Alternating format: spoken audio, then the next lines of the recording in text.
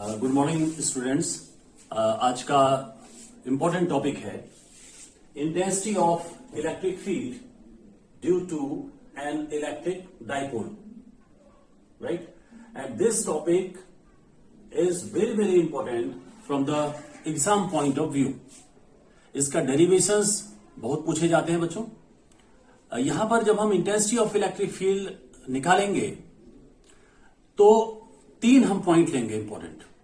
One is eight axial point, axis के along dipole है, dipole की एक्सिस के अलोंग हम इंटेंसिटी निकालेंगे किसी पॉइंट पर। दूसरी कंडीशन निकालेंगे इक्वेटोरियल पॉइंट पर, डाइपोल है, डाइपोल के इक्वेटोरियल पॉइंट पर, इक्वेटोरियल एक्सिस पर किसी पॉइंट पर। और थर्ड केस बच्चों हम लेंगे किसी जनरल पॉइंट पर, राइट?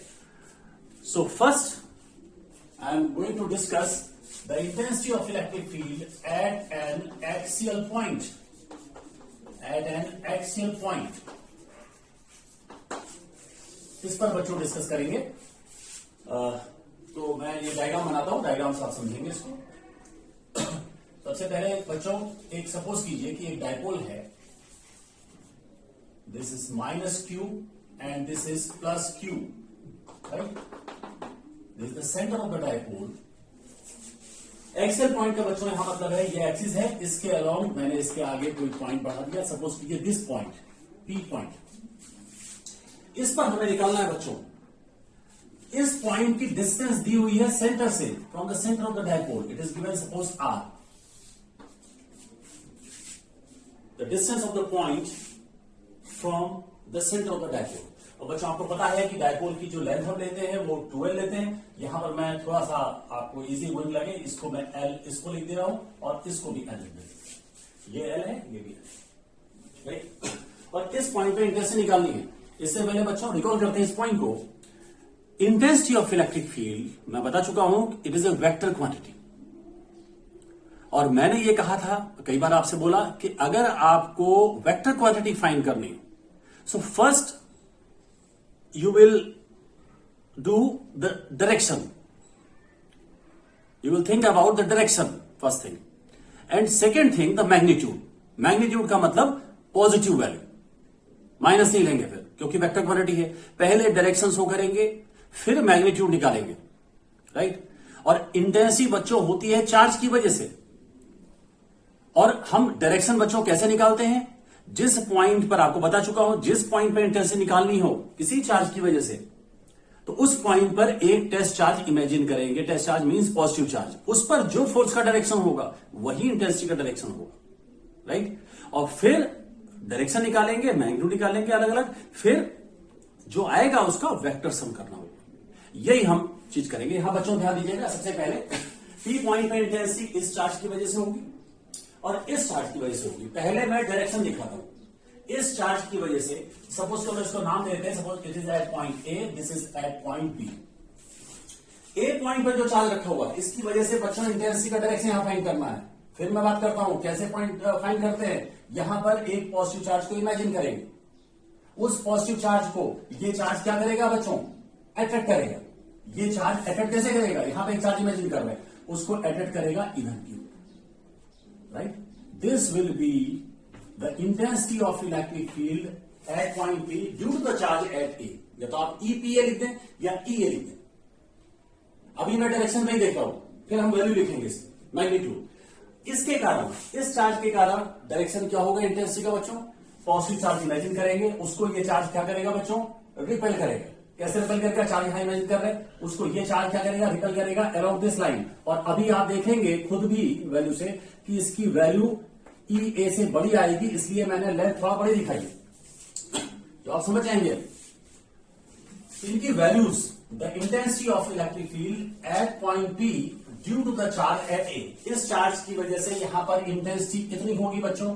वैल्यू क्या होगी आपको पता है, पॉइंट चार्ज के कारण फॉर्मूला मैं बता चुका हूं पहले, 1/4πε0 Q by R square. Q charge के कारण आर डिस्टेंस पर 1/4πε0 क्यू बाई आर स्क्वायर, यानी कि 1/4πε0 चार्ज अपॉन चार्ज से उस पॉइंट की डिस्टेंस का स्क्वायर।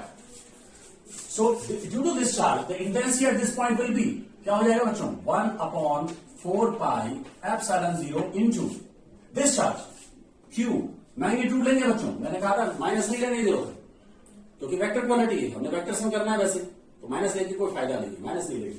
क्यू अपॉन यहां से यहां तक डिस्टेंस बच्चों कितनी हो जाएगी, ध्यान दीजिएगा, कितनी डिस्टेंस होगी टोटल, ये यहां से यहां तक डिस्टेंस आर है और ये डिस्टेंस कितनी है बच्चों एल, ये कितना हो जाएगा total R plus L, and R plus L का होल स्क्वायर। ई हमने निकाल लिया बच्चों, इसी तरीके से ई बी निकाल लेंगे। ई बी की वैल्यू क्या होगी, इस चार्ज की वजह से यहां पर इंटेंसिटी, फिर ध्यान दीजिएगा इस चार्ज की वजह से क्या हो जाएगा बच्चों 1/4πε0 into this charge means Q upon यहां से यहां तक की डिस्टेंस, ये बच्चों कितनी होगी ये डिस्टेंस, देख रहे हैं आप, ये आर है ये एल है, इसमें से अगर मैं एल माइनस कर दूं तो ये डिस्टेंस आ जाएगी, क्या हो जाएगा R minus L whole square, right. हमने दोनों की वैल्यू निकाल ली। अब बात करते हैं, जैसे मैंने पहले भी कहा था, आप देख सकते हैं यहां पर दोनों वेक्टर अपोजिट डायरेक्शन में, इसमें से किसकी वैल्यू बड़ी दिख रही है, ई ए बड़ा है या ई बी बड़ा है, तो बच्चों ऑब्वियस है, आप यहां से देख रहे होंगे E B is greater than E A, E B की वैल्यू बड़ी है क्योंकि इसका जो डिनोमिनेटर है वो कम है। और वेक्टर अपोजिट में जब होते हैं तो आपको पता है कि अगर दो वेक्टर अपोजिट में हैं तो रिजल्टेंट क्या हो जाता है बच्चों, हम बड़े वाली वैल्यू से छोटी वाली वैल्यू को माइनस कर देते हैं, यानी कि E will be equal to E B minus E A, ये कर देंगे। अब इसकी वैल्यू रखेंगे, इसको सॉल्व करते हैं और लास्ट में हम कोशिश करेंगे कि वो P के टर्म्स में आए, जो फॉर्मूला डायपोल मोमेंट के टर्म्स। इसको सॉल्व करते हैं बच्चों, आप देख रहे हैं इन दोनों में कुछ चीजें कॉमन हो रही हैं, 1/4πε0 क्यू कॉमन होगा, तो इसको मैं आगे सॉल्व करता हूं, क्या हो जाएगा E will be equal to 1/4πε0 into Q और in bracket it will be 1/r minus L whole square minus 1/r plus L का होल स्क्वायर। बच्चों ये करेंगे, राइट। इसको बच्चों सॉल्व करेंगे, कैसे सॉल्व करेंगे, 1/4πε0, इसमें एक काम करेंगे, इसमें आप एलसीएम ले लीजिए, दोनों को मल्टीप्लाई कर लीजिए, आर प्लस एल और आर माइनस एल एक ब्रैकेट में लेकर के उनका होल स्क्वायर, यानी कि हो जाएगा R square minus L square का होल स्क्वायर। इससे इसको डिवाइड करेंगे तो हो जाएगा आर प्लस एल का whole square minus R minus L का होल स्क्वायर। ये बच्चों हमने ऐसे कर दिया। अब इसको ओपन करेंगे, क्या हो जाएगा 1/4πε0, इसको ओपन कर दिए बच्चों, ये हो जाएगा R square plus L square plus 2RL, और यहां पर मैं बच्चों डायरेक्ट ले रहा हूं ये, क्योंकि इसका स्क्वायर करेंगे तो R square plus L square minus 2RL होगा, तो यहां पर ये हो जाएगा ओपन करने पर minus R square minus L square plus 2RL upon R square minus L square whole square. इसमें बच्चों ये R square L square cancel होगा, वहां पर बच जाएगा बच्चों 4RL, राइट। यहां पर क्यू था, ध्यान दीजिएगा ये क्यू यहां पर, इसको आगे बढ़ाते हैं बच्चों, क्या हो जाएगा E will be equal to 1/4πε0 into Q and this will become 4RL upon R square minus L square whole square, right. अब इसको आगे हम क्या करेंगे बच्चों, क्योंकि मैंने कहा था कि जो भी फॉर्मूले हम डायपोल में लाते हैं उसमें डायपोल मोमेंट बड़ी इंपॉर्टेंट क्वांटिटी है, जो हम चाहेंगे जो फॉर्मूले में है फाइनल हमारा शेप आए तो उसमें P के टर्म्स में आएगा। तो मैं इसको एक काम करता हूं 1/4πε0 और यहां पर Q इंटू 2L मैं एक साथ ले लेता हूं, इधर से 2L इधर लिख लिया, इधर 2R बच गया, 2R upon R square minus L square whole square. What is this one, Q into 2L, that is P, so it will be 1/4πε0 into, इसकी जगह P कर देते हैं बच्चों, ये हो जाएगा 2PR upon R square minus L square whole square. ये बच्चों हमारा फॉर्मूला आया। अगर आप याद रख सकें तो ठीक है ये फॉर्मूला, लेकिन एक बात और ध्यान दीजिएगा, एक पॉइंट इसके आगे हम थोड़ा और बढ़ेंगे, और ध्यान रखिएगा कि इसका जो डायरेक्शन होगा, डायरेक्शन इधर की तरफ को होगा, बड़ा वेक्टर इधर है, अगर मैं इधर एक्स एक्सिस मान लू, इसको इधर मैं एक्स एक्सिस मान लू तो अलोंग PX हो जाएगा, this will be along PX। एक पॉइंट यहां पे हमें यूज करना पड़ेगा for an actual dipole. Actual dipole के लिए क्या होता है बच्चों, एक्चुअल डायपोल में आपको पता है कि ये डायपोल लेंथ बहुत कम होती है, यानी कि एल की वैल्यू बहुत कम होगी और आर की वैल्यू जहां तक बात है जो हमें फाइंड करनी है वो ज्यादा होगी एल के कंपेरिजन में। एल बहुत कम है, it means that L is very less than R, so L square will be very very less than R square for an actual dipole. It means that you can neglect L square in comparison to R square. तो बच्चों ये formula क्या हो जाएगा, 1/4πε0। यहां देखिए बच्चों 2πr, यहां एल स्क्वायर छोड़ दीजिए, r पावर 4 हो जाएगा, ऊपर r है तो ये हो जाएगा 2p/r³ for an actual dipole. ये फॉर्मूला जरूर याद रखना बच्चों, for an actual dipole it means that at an axial point the intensity is 1/4πε0 into 2 into dipole moment, Q into 12 से निकालेंगे, अपॉन जो डिस्टेंस है सेंटर से उस पॉइंट की उसका क्यूब कर देंगे। So we have derived the intensity of electric field at an axial point due to dipole. ध्यान रखिएगा बच्चों, ये फॉर्मूला भी आपको याद होना चाहिए, क्योंकि अगर कोई डायपोल है या डायपोल की तरह है, जरूरी नहीं कि डायपोल की तरह अगर कोई केस है तो उसमें जरूरी नहीं कि एल स्क्वायर नेग्लिजिबल हो, तो आपको ये फॉर्मूला यूज करना पड़ेगा। और अगर आपको देखते हैं आप कि एल स्क्वायर बहुत नेग्लिजिबल है, then you will use this formula. So remember this formula, and now we will discuss another point, the intensity of electric field at an equatorial point. बच्चों अब हम डिस्कस करेंगे इक्वेटोरियल पॉइंट पर। Equatorial point पे intensity क्या होगी इसको हमें डिस्कस करना है। Second point, the intensity of electric field at an equatorial point. Equatorial point पे कैसे डिस्कस करेंगे, सिमिलर तरीके से करेंगे, डायरेक्शन निकालेंगे, मैग्नीट्यूड निकालेंगे, and then we will find the vector sum, right. So how we will discuss that, ये मैं यहां पे डायग्राम बना रहा हूं बच्चों, आप देखिए।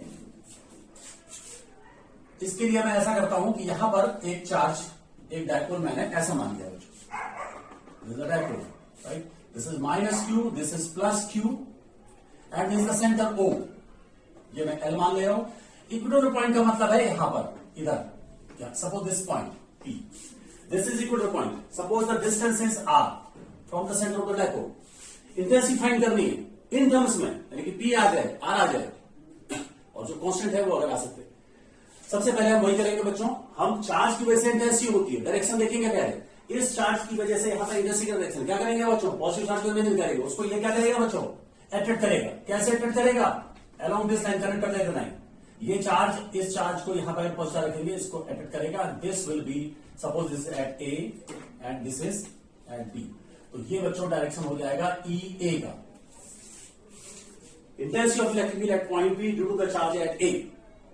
इस चार्ज की वजह से बच्चों कैसे करेंगे, ये चार्ज क्या करेगा, यहां पर पहुंचा रखेंगे तो उसको रिपेल करेगा। कैसे रिपेल करेगा बच्चों, इसको हमने यहां मिला दिया, ये इसी लाइन के अलाउ इसको, और अभी आप देखेंगे बच्चों इसकी वैल्यू EB की वैल्यू PA के इक्वल आएगी, इसलिए मैंने लेंथ भी लगभग सेम दिखा दी, राइट। अब हम इसको बाद हम इसको डिस्कस करते हैं कि इनकी वैल्यूज क्या होंगी बच्चों। EA will be equal to, क्या हो जाएगा, इस चार्ज की वजह से इंटेंसिटी 1/4πε0 मैग्नीट्यूड ले रहे हैं आप, into this charge that means Q upon ये डिस्टेंस का स्क्वायर। बच्चों ये डिस्टेंस कितनी होगी, ये L है, ये R है, ये कितना हो जाएगा, √R² प्लस L स्क्वायर, उसका स्क्वायर, इस डिस्टेंस का स्क्वायर क्या हो जाएगा, R² plus L square. The intensity at point P due charge at B क्या हो जाएगा बच्चों, 1/4πε0 into this charge Q upon ये डिस्टेंस, वही होगी R² प्लस L स्क्वायर। मैंने पहले कहा था कि दोनों की वैल्यू सेम आएगी, means that PB equal to EA, right. बच्चों अब हम इसको कैसे सॉल्व करेंगे, now we will find the vector some.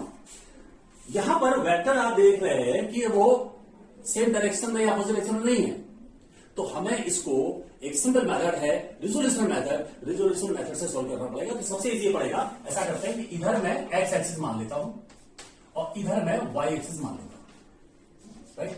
And now we resolve these vectors into its components, into two rectangular component direction x and y। इसके लिए बच्चों आपको एंगल पता होना चाहिए। अब ध्यान दीजिएगा, आपको पता है L पता है, R पता है, तो मैं ये भी कह सकता हूं कि ये एंगल मुझे पता है, एंगल निकाल सकता है। अगर ये एंगल मैं थीटा मान लेता हूं तो इसका कॉस थीटा टेन थीटा आप निकाल सकते हो। ये means theta is indirectly known, तो थीटा की वैल्यू पता है, थीटा नोन है। If it is theta then this will also become theta, और अगर ये थीटा है तो ये भी थीटा होगा बच्चों, ये भी थीटा है। Now we will resolve the vectors into two rectangular component, x component. X component बच्चों कैसे फाइंड करेंगे? कंपोनेंट हमेशा फाइंड करते हैं जिधर से जो एक्सिस नजदीक पड़ेगी। या आपको एक्स एक्सिस है, ये वाई पॉजिटिव वाई या नेगेटिव वाई। इधर देखिए ये है, ये इधर एक्स एक्सिस के नजदीक है, इसका कंपोनेंट थीटा एंगल बना रहा है, क्या हो जाएगा? ई A cos theta, x direction में, तो it will B plus E A cos theta, क्योंकि पॉजिटिव एक्स एक्सिस में है। ई बी देखिए इसके नजदीक एक्स एक्सिस ये है, कंपोनेंट क्या हो जाएगा? Plus E B cos theta, right. इसकी वैल्यू बच्चों कितनी हो जाएगी? E B equal to E A हो जाएगा 2 E A cos theta, right. अभी वाई कंपोनेंट में निकालेंगे, पहले हम एक्स कंपोनेंट ही निकाल लेते हैं, सोल्व कर लेते हैं, जिससे कि फिर थोड़ा आसान लगेगा आपको। 2 ई ए की वैल्यू क्या होगी? मैं रख देता हूं 1/4 pi epsilon 0 into Q upon R square plus L square, और एक काम और कीजिए, कॉस थीटा की वैल्यू यहां से रख दीजिए बच्चों, यहां से कॉस थीटा कितना हो जाएगा? Base upon hypotenuse. बेस कितना बच्चों? एल अपॉन हाइपोटेनस कितना है? Root R square plus L square, या मैं इसको लिख देता हूं R square plus L square power half. ये देखिए Q इंटू 2L, इसको आप P ले लीजिए, क्या हो जाएगा? 1/4 pi epsilon 0 into P upon R square plus L square power 3/2, और ये डायरेक्शन हो जाएगा बच्चों अलोंग PX, राइट। अब ये ध्यान दीजिएगा कि y कंपोनेंट अगर निकालना है, अभी ये x कंपोनेंट निकाला बच्चों, अब y कंपोनेंट निकालते हैं। y कंपोनेंट देखिए, y कंपोनेंट ई ए का y डायरेक्शन नजदीक वाला कौन सा है बच्चों? नीचे वाला। इधर से थीटा एंगल बन रहा है, इधर कंपोनेंट कितना चला जाएगा? ई ए साइन थीटा, लेकिन चूंकि नेगेटिव y एक्सिस है तो माइनस ई ए साइन थीटा। इधर देखिए बच्चों ईबी का कंपोनेंट y एक्सिस है, इसके नजदीक y एक्सिस ये वाली है, इधर से थीटा एंगल बन रहा है, इधर कितना हो जाएगा? EB sine theta plus EB sine theta plus EB sine theta, और चूंकि ईबी इक्वल टू ई ए है, इट विल बिकम 0, ये 0 हो जाएगा। It means that the total resultant intensity of electric field will be equal to, यही आ जाएगा बच्चों 1/4 pi epsilon 0 into P upon R square plus L square power 3/2, and this will be along PX। बच्चों ये formula आपको याद रखना है। फिर एक अप्रोक्सीमेशन में आते हैं हम। For an actual dipole, for a short dipole, L square will be very negligible than comparison to R square. So it will become P will be equal to 1/4 pi epsilon 0 into P upon, यहां बच्चों L square को छोड़ दीजिए, R square power 3/2 यानी कि R cube हो जाएगा along PX। इसको आपने जरूर याद रखना है, क्योंकि ज्यादातर डायपोल एक्चुअल डायपोल होते हैं, तो वहां पर ये फॉर्मूला एप्लीकेबल है। But you should also remember this formula, क्योंकि कहीं पर केस आएगा कि डायपोल की तरह है। सपोज कर लीजिए चार्ज दिया -2 माइक्रोकूलम प्लस 2 माइक्रोकूलम, और उनके बीच में डिस्टेंस है 2 सेंटीमीटर, 1 मीटर डिस्टेंस है, that is not actual dipole. In that case you will apply this formula, but if there is actual dipole you use this formula. और अगर हम ये बात करते हैं तो एक बात कह सकते हैं, for a short dipole you see that equatorial axial point में फॉर्मूला आया था 2p/r³, यहां आया p/r³। It means that at an axial point, the intensity of electric field is twice that of the intensity of electric field at the equatorial point due to a dipole, right? So children, next lecture I will discuss the intensity of electric field at any general point. Okay, thank you.